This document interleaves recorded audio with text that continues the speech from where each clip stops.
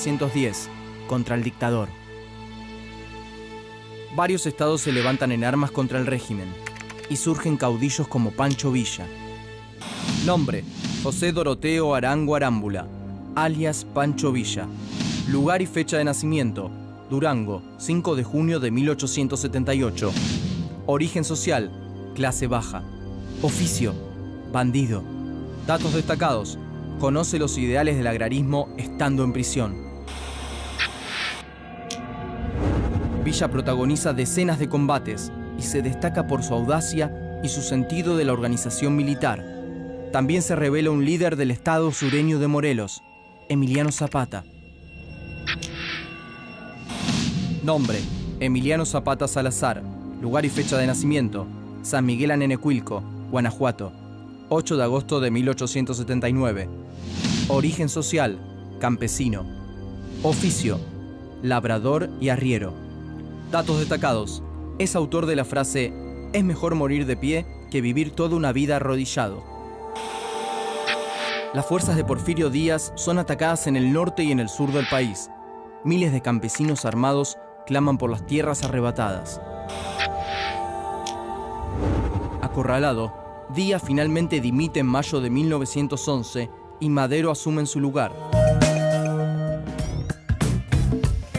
Bueno, aparece Pancho Villa, ¿no? Debe ser uno de los más famosos en la historia mexicana, a lo mejor para el resto de los países y no para México. En México quizás haya otras personalidades, pero Pancho Villa se ha hecho muy famoso. Sí, en la primera etapa de la revolución, la que termina con la renuncia de Díaz, de Porfirio Díaz, Pancho Villa era uno de los lugartenientes del que lidera la revolución en Chihuahua, que es Pascual Orozco, que es un líder con unas características sociales parecidas a las de Pancho Villa, pero que es el que lidera en esa área.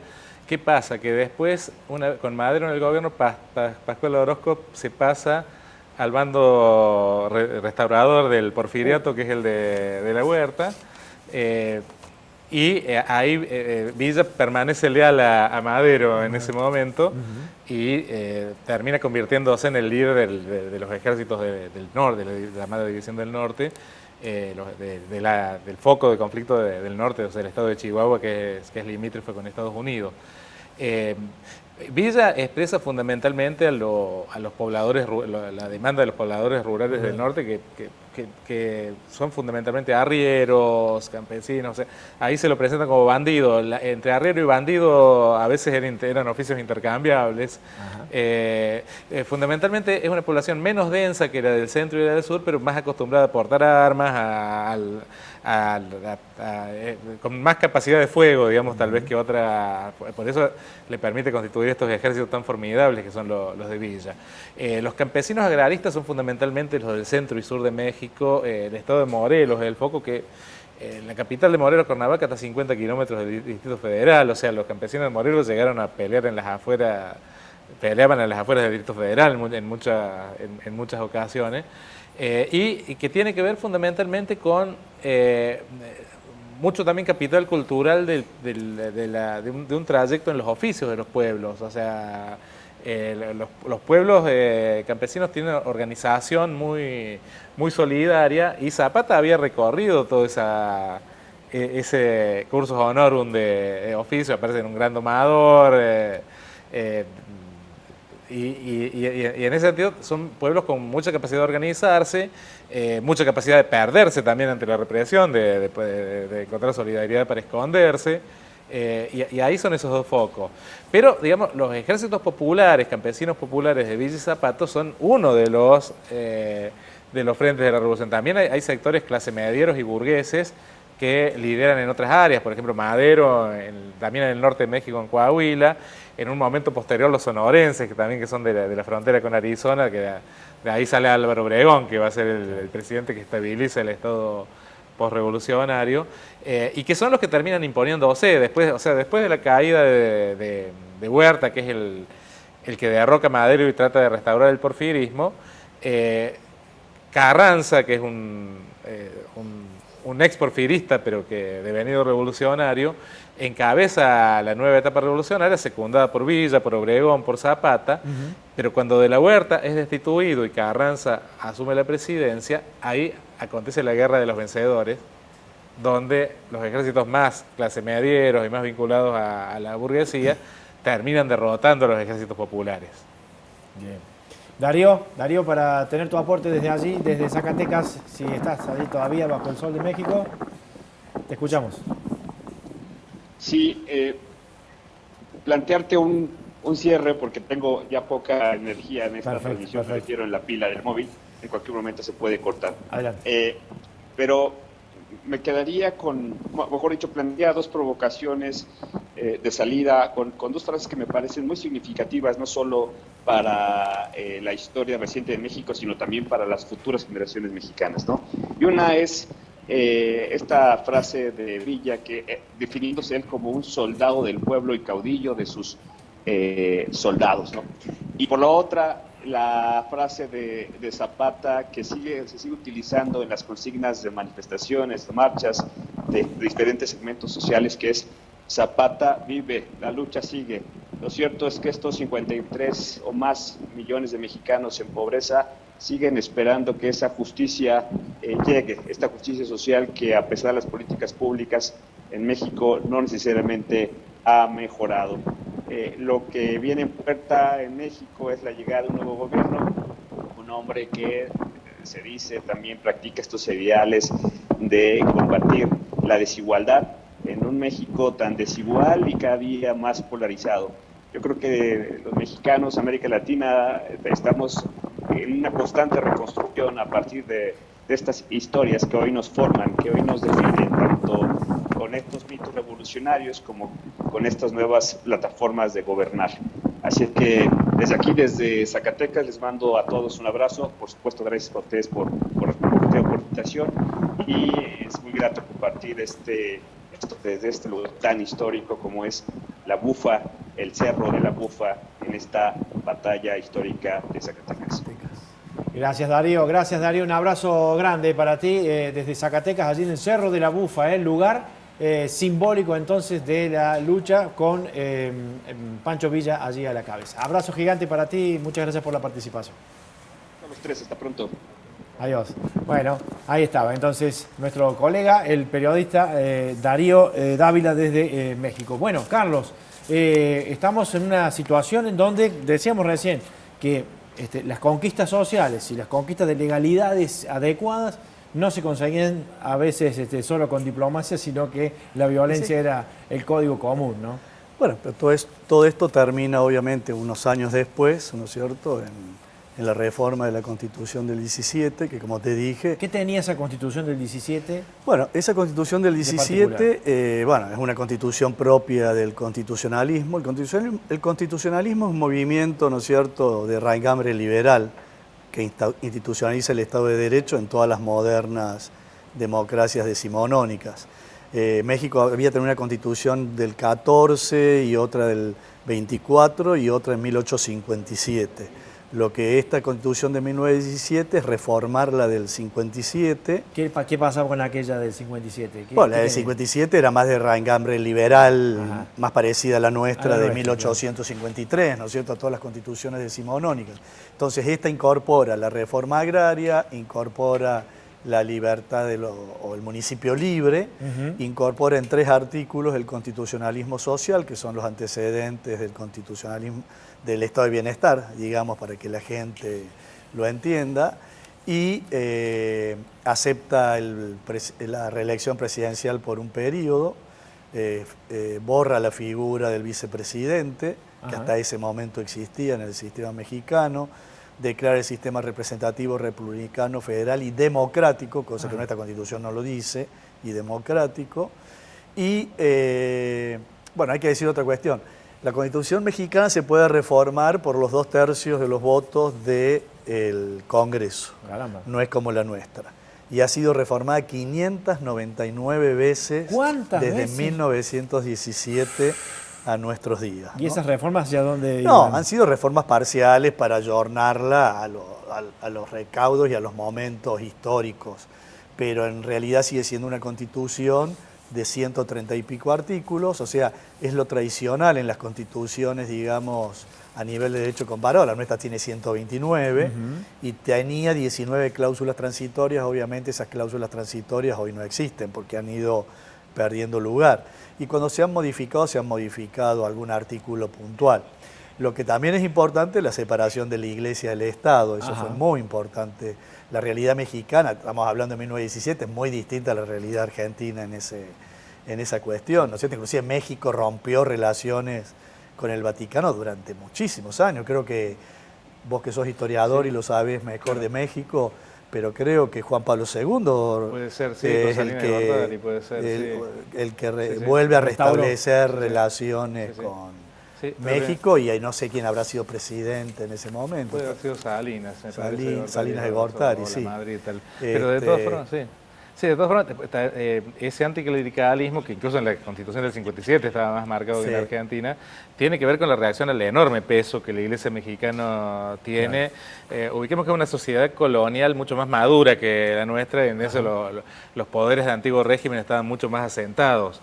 O sea, la Iglesia mexicana era, además de tener fueros propios hasta el 57, era la principal propietaria rural y además era la principal financista. Entonces, en un momento, en un contexto donde la moneda escaseaba totalmente. Entonces, ante eso, esa reacción que primero en el 57 y después en el 17, muy, muy marcada. Incluso en el 17, lo paradójico es que para apuntarle a un sujeto claramente antiliberal, como es la Iglesia Católica en ese contexto, se recurre incluso a normas antiliberales, como prohibirle el uso del hábito públicamente, prohibir las celebraciones religiosas en la calle, que son las cosas que después se suprimen cuando se recuperan las relaciones internacionales con el Vaticano. Pero digamos, hubo que recurrir a prácticas antiliberales para neutralizar a un agente claramente antiliberal como era la Iglesia en ese contexto. Y aparte también para lograr la construcción del Estado-Nación, que también pasó en la Argentina. La Argentina, la generación del 80, rompe relaciones. Y que en el caso de México es más tardío, porque o sea, la construcción del Estado termina logrando el Estado postrevolucionario. O sea, es un mosaico de pueblos donde se hablan más de 100 lenguas y a veces salpicadas. Y con una orografía mucho más complicada. Y ese es otro dato también, ¿no es cierto? Ellos tienen una población aborigen que la Argentina, la generación del 80, la limpió, ¿no es cierto? Bueno, hablando de la cuestión del reparto de la propiedad de la tierra y lo que se venía esperando por parte de los revolucionarios, el maderismo parecía que iba a modificar eso, pero no lo modificó y allí nuevamente empezaron los problemas. Seguimos. La revolución llega al poder, pero el maderismo no corrige las leyes de propiedad de la tierra. 1911.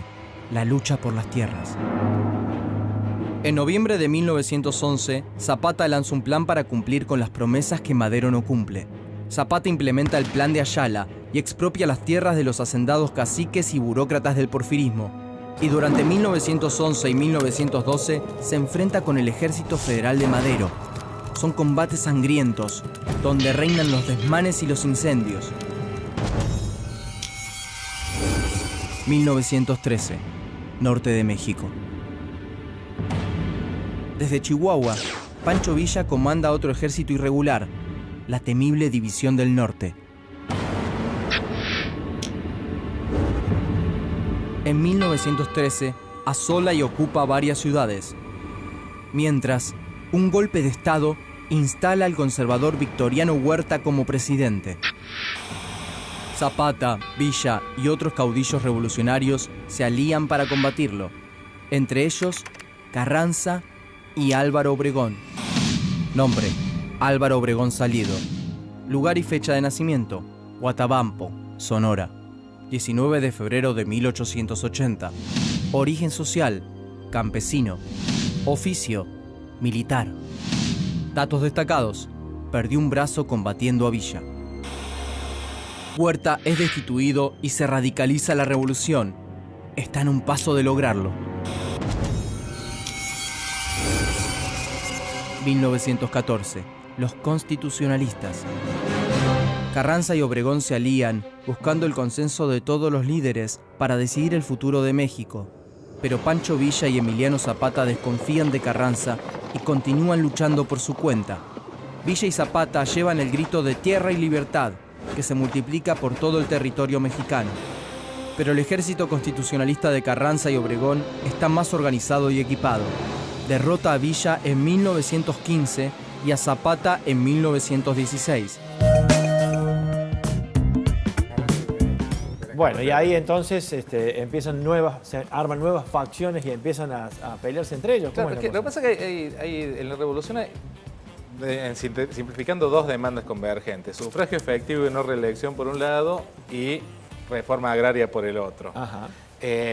Madero es un líder civilista que canaliza fundamentalmente, se alía fundamentalmente con los líderes agraristas, pero una vez en el gobierno tiene no satisface demasiado, digamos, o sea, la programática política de Madero tiene grandes limitaciones y no logra contener a sus aliados, digamos, en un frente común, y eso lo debilita ante la reacción porfirista, ¿sí? Claro. Que lo termina derrocando, lo terminan asesinando a Madero poco después de ganar la presidencia. Ante eso viene la segunda oleada revolucionaria, tal vez también con... ya la demanda por democracia ya deja de pesar. O sea, tal vez el año más democrático de la historia de México fue el año de Madero, donde hubo elecciones libres. Después, ya, ante el peso de la reacción porfirista, esa demanda deja de ser importante, porque aparte el sector de la burguesía que lidera la revolución, fundamentalmente con Carranza, es un viejo porfirista. Es un viejo porfirista que se alió a Madero al final del porfiriato, eran del mismo estado, los dos eran de Coahuila. Y ese sector, fundamentalmente, es un sector de una burguesía, fundamentalmente del norte de México, que había estado subrepresentada, que había crecido mucho económicamente, pero que había estado subrepresentada en la estructura política del porfiriato. De ahí viene la tensión con Porfirio Díaz. Claro. Y obviamente convergen en la oposición a la restauración porfirista con los líderes agraristas y agraristas de Zapata y serranos, por llamarle de alguna forma, de Villa, que logran derrocar a Huerta, que es la restauración porfirista, pero después viene la pelea entre los vencedores. Y ahí se enfrentan dos ejércitos formidables, o varios ejércitos formidables. O sea, termina imponiéndose este sector de la burguesía, fundamentalmente representada por Carranza y por Obregón, pero yo no diría que necesariamente porque estaban mejor organizados. Creo que en el momento decisivo controlan áreas donde el abastecimiento de armas es más factible que las áreas controladas por zapatistas y villistas, que en una de esas geográficamente eran más amplias. Porque aparte vos decías, Carlos, de la Constitución. En un momento hay dos convenciones constituyentes en paralelo, una de los villistas y zapatistas y otra de los carrancistas y obregonistas. O sea, los dos controlan territorio. Termina imponiéndose los sectores más vinculados a la burguesía norteña. Pero también fue una guerra muy fuerte. Yo no diría facciosa porque creo que había dos proyectos sociales en pugna, digamos. O sea, ¿quién lideraba? Si lideraba el campesinado o lideraba la burguesía. Por más que esta burguesía, para cooptar, haya tenido que hacer concesiones sociales importantes, obviamente, claramente importantes. Bueno, mucha muerte de por medio, mucha destrucción. 800.000 muertos más o menos en la Revolución Mexicana. Mucho, sí. para esa época. Para esa época, sí. Para esa época. Sí, sí. Vamos avanzando en la historia en un ratito nada más, después de la pausa aquí en Debates. Estamos hablando de la Revolución Mexicana y descubriendo datos realmente asombrosos. Ya venimos.